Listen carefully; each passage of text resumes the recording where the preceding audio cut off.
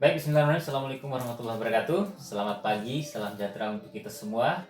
Alhamdulillah pada pagi hari ini kita bisa bertemu kembali tentunya untuk melanjutkan materi kita tentang turunan. Teman-teman semua semoga dalam keadaan sehat, kemudian beraktivitas lancar dan dimudahkan segala urusannya. Baik teman-teman, hari ini kita akan coba membahas materi tentang turunan. Kalau pada pertemuan sebelumnya kita sudah pernah mempelajari tentang apa itu fungsi, kemudian limit, maupun konsep-konsep dasar, kita hari ini akan coba melanjutkan tentang turunan. Atau di dalam beberapa buku itu bisa kita temukan ada yang namanya diferensial atau derivatif seperti itu. Istilah-istilah ini. Pertama, tentunya sebelum kita membahas apa itu turunan, tentu kita harus tahu dulu apa itu definisi dari turunan fungsi. Jadi penting sekali kita harus mempelajari apa definisinya, karena dari definisi ini nanti kita akan menjadikan sebagai batu pijatan kita gitu untuk membahas materi turunan. Walaupun teman-teman nantinya terkait konsep turunan ini, kita nanti akan membahas turunan ini pertama sesuai definisi ini, yaitu didekati dengan konsep limit. Kemudian nanti kita akan membahas turunan dari rumus umumnya, kemudian rumus pada fungsi aljabar, kemudian nanti fungsi trigonometri sampai dengan aturan rantai daripada turunan. Langsung saja teman-teman, kita coba masuk. Definisi turunan. Jadi misalkan ada f itu suatu fungsi dengan persamaan y sama dengan fx. Jadi ada fungsi, jadi f ini suatu fungsi dengan persamaan y sama dengan fx yang terdefinisi pada selang interval, atau interval maksudnya ada selang. Jadi ada persamaan nanti, kemudian ada selang terbuka yang memuat C. Oke. Turunan pertama, ini kita akan langsung fokus turunan pertama. Nah, ini sudah langsung dikatakan turunan pertama dari fungsi f. Nah, ini turunan pertama dari fungsi f tadi atau y sama dengan fx di titik x sama dengan c, itu biasa juga dikenal dalam fisika namanya laju perubahan sesaat. Jadi ada laju perubahan atau laju perubahan sesaat kalau di turunan pertama ini. Laju perubahan sesaat dari y ini terhadap x. Kalau kita lihat dalam konsep garis diagram Cartesius, ada y, ada x. Jadi laju perubahan sesaat dari y terhadap x ditulis f aksen c. Inilah turunan pertamanya dimaksud. Turunan pertama dari f terhadap di titik x minus c yaitu f aksen c, atau laju perubahan sesaat dari y terhadap x. Didefinisikan, nah ini definisinya, f aksen c ini sama dengan limit fc plus h dikurang fc per h, dengan h-nya nanti mendekati 0. Dengan tentu syaratnya limitnya harus ada dari ini, baru bisa kita tahu atau akan kita nanti temukan turunan pertama f dari fungsi f itu terhadap c. Nah ini. Nah kemudian jadi kok definisi ini bisa kita pakai nanti untuk mencari turunan pertama dari fungsi di titik x sama dengan c, atau bisa kita pakai ini dengan, kalau kita misalkan x-nya ini adalah c plus h, maka sama bisa kita pakai cara yang pertama atau cara kedua nanti untuk menemukan atau menyelesaikan soal terkait masalah turunan pertama dari fungsi y sama dengan fx di titik x sama dengan c. Nah, c ini sembarang teman-teman, nanti kita akan lebih paham lagi pada contoh. Oke, saya pikir itu ya untuk definisi dari turunan di suatu fungsi pada satu titik. Oke, kalau sudah kita hapus, langsung kita masuk ke contoh soal. Oke.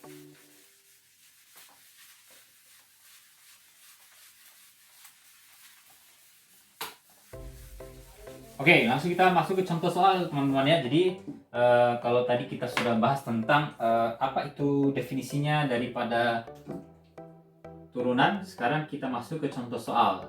Kita tulisnya seperti ini langsung ya. Nah, ini bahasa Inggris example ratio, atau biasanya kita tulisnya contoh soal seperti itu ya. Misalnya soalnya adalah carilah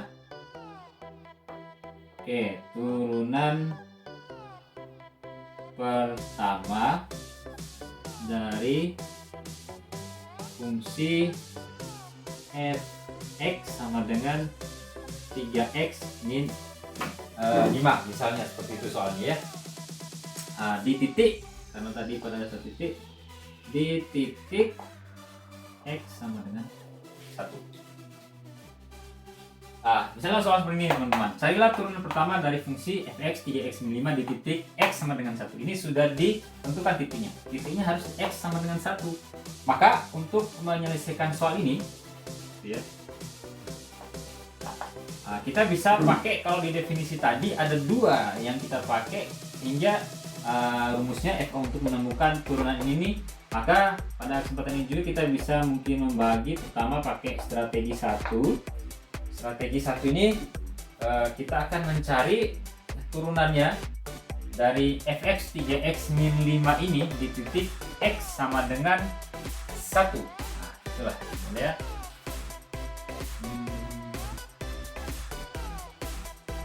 Oke. Sebentar, saya ganti dulu spidol ya.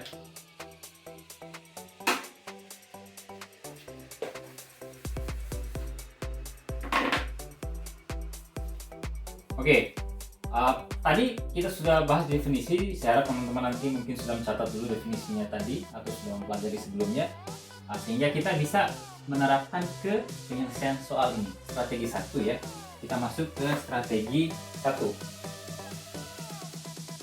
Oke, turunan pertama gitu ya dari fungsi fx sama dengan 3x min 5 pada titik x sama dengan 1 adalah f aksen 1. Nah, f aksen 1 inilah, f aksen 1 ini cara bacanya f aksen 1 teman-teman. F aksen 1 inilah yang akan kita cari nanti nilainya, seperti itu ya. F aksen 1 ini. Oke, sebelumnya kita berdasarkan definisi kita tahu bahwa dengan x sama dengan c, maka f aksen c tadi rumusnya teman-teman bisa cek kembali nanti, fc plus h, fc per h begitu. Nah, sehingga kasusnya ini kita x-nya ini sama dengan 1 ya. Ini ya, soalnya sama dengan 1. Ini untuk x sama dengan c, sehingga gitu ya. Untuk x sama dengan 1, maka kita bisa cari f aksen 1-nya sama. Kita tinggal pakai rumus yang di atas, h mendekati 0 dari kita ganti ya, c-nya sekarang dengan kita substitusi. Nah, c-nya dengan 1. Berarti 1 plus h. Nah, 1 per h dengan hanya mendekati 0 tetap ya, h-nya mendekati 0. Sekarang gimana caranya? f1 plus h. Nah, kita kembalikan ke fungsi awal. Fungsi awalnya yang ini teman-teman. Nah, fx sama dengan 3x min 5. Nah, terus kalau f1 plus 5 ya tinggal kita ganti lah ya. Bagi teman-teman yang mungkin baru pertama mempelajari materi ini ya tinggal substitusikan ke fungsi yang awal. Berarti jadi limit h mendekati 0 ini jadi berapa? Ya, kita masuk menurut 3, x-nya kita ganti dengan 1 plus h gitu ya. Oke, x-nya kita ganti dengan 1 plus h min 5 f. Nah, f lagi dong, kan sudah. Kita ganti sekarang yang ini 3 dikali 1 min 5 per h. Oke, sampai sini mudah-mudahan paham ya. Nah, sekarang kita tinggal operasikan dulu yang dalam kurung. Semuanya kita operasikan yang dalam kurung ya. Kita operasikan semuanya yang dalam kurung. Oke teman-teman, kita operasikan dalam kurung ya. Limit h mendekati 0 tinggal dikali aja ya. Nah, ini dikali jadi berapa ini? 3 ditambah 3h min 5. Oke, ini taruh bawah, kita kurang 3 kurang 5. Oke, ini tinggal kali ya, kali standar lah ya. Nah, kalau sudah seperti ini, karena papannya tidak cukup teman-teman ya, kita hapus yang atas, kita sisakan yang bawah aja sebagai rujukan kita yang atas ya. Oke, sampai sini dengan jelas. Hapus ke atas.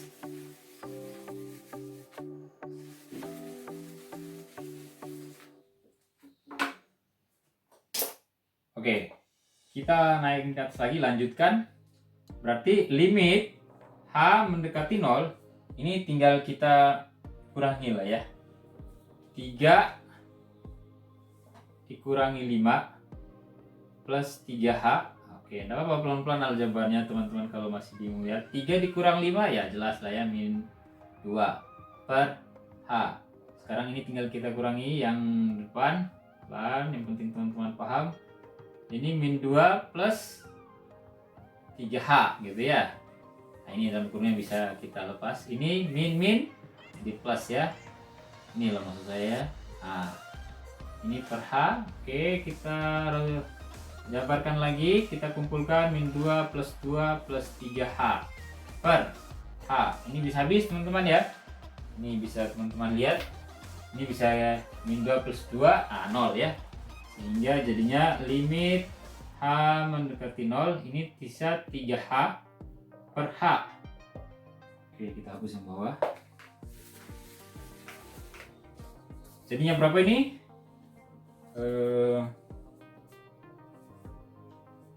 Bentar dulu ya. Ya, tinggal ya. H per H tinggal 1, berarti sisanya adalah limit H mendekati 0 dari 3 atau hasilnya adalah 3A.